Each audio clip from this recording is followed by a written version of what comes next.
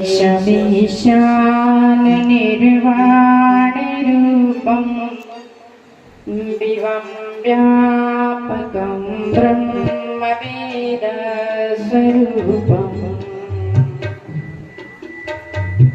निजं निर्गुणं निर्विकल्पं निरेहं चिदाकाशमाकाशवासं भजेऽहं नमामि शमीशान निर्वाणरूपं विवं व्यापकं ब्रह्मवेदस्वरूपम्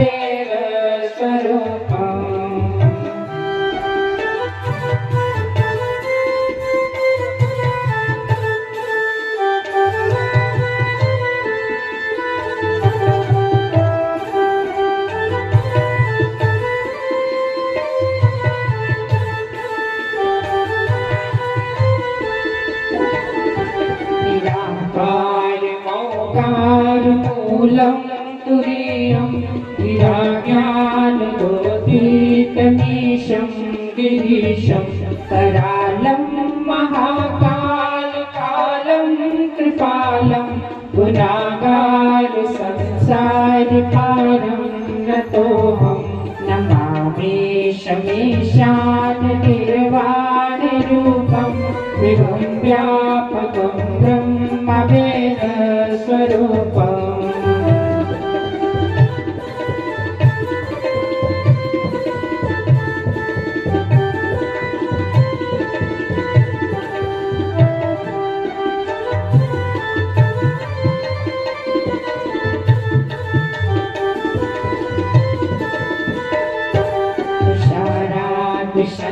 शङ्काशघोरं गम्भीरं मनोभूतकोटे प्रवासी शरीरं स्फुरमौलकल्लोलिनी चारुगङ्गा रसगवालबालेन्दुकण्ठे भुजङ्गा नमामि शमीशान निर्वाणरूपं विभुं व्यापकं ब्रह्मवेदस्वरूपम्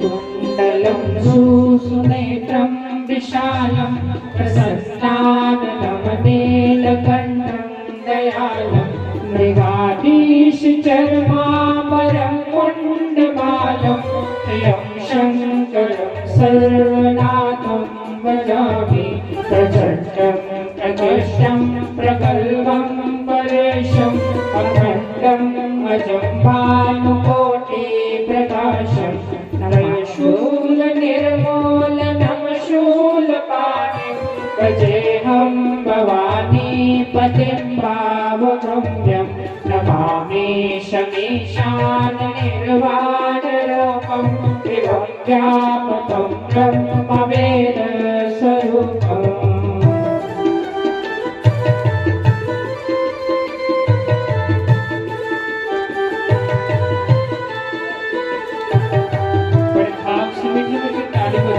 भगवान शंकर की स्तुति जय हो। सब लोग भगवान शंकर का ध्यान करें। कल्याण कल्पांतकारी सदा सच्चिदानंददाता पुरारी चिदानंद संतोष मोहापहारी प्रसीद प्रसीद प्रभो मन्मथारी नयावल कुमानाथ पादारविन्दं भजन्ते लोके परे वा नराणां न तावत् सुखं शान्ति संतापनाशं प्रसीद प्रभो सर्वभूताधिवासी नमामि शमीशान निर्वाणरूपं विभुं व्यापकं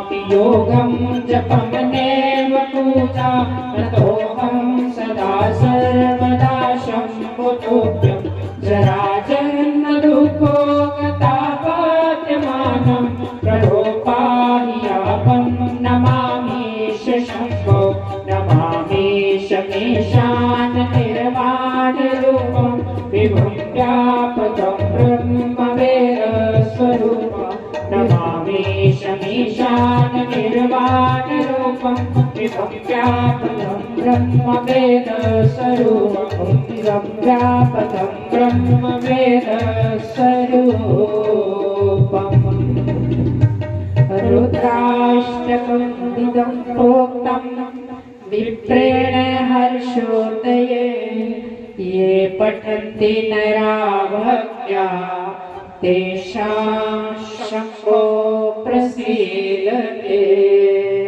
गोस्वामी तुलसीदास कृतं शुद्राष्टकं सम्पूर्णम्। बोलो शंकर भगवान की जय, उमापति महादेव की जय। बोलो सतगुरुदेव भगवान की जय, शनि महाराज की जय।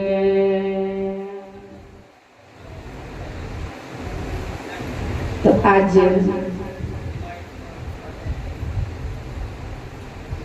इस कथा का तीसरा दिन हो गया। हम तीसरे दिन की कथा में प्रवेश हो रहे हैं। इस ज्ञान रूपी गंगा में हम अपने जन्म जन्मों का जो हमारा मैला मन है,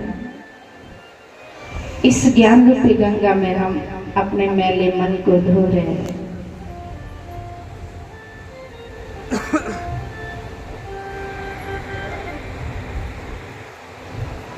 जब तक भगवान की कृपा नहीं होती इंसान पर, तब तक हमारा मन सत्संग में नहीं लगेगा। सत्संग में कोई सबका मन थोड़ी लगेगा। सत्संग में, कथा में जिनका पवित्र मन होगा, जिन पर राम कृपा होगी, उनका ही मन सत्संग में लगेगा। बाकी सबका नहीं लग सकता। अंतकाले च मामेवा स्मरण मुक्त्वा कलेवरम्।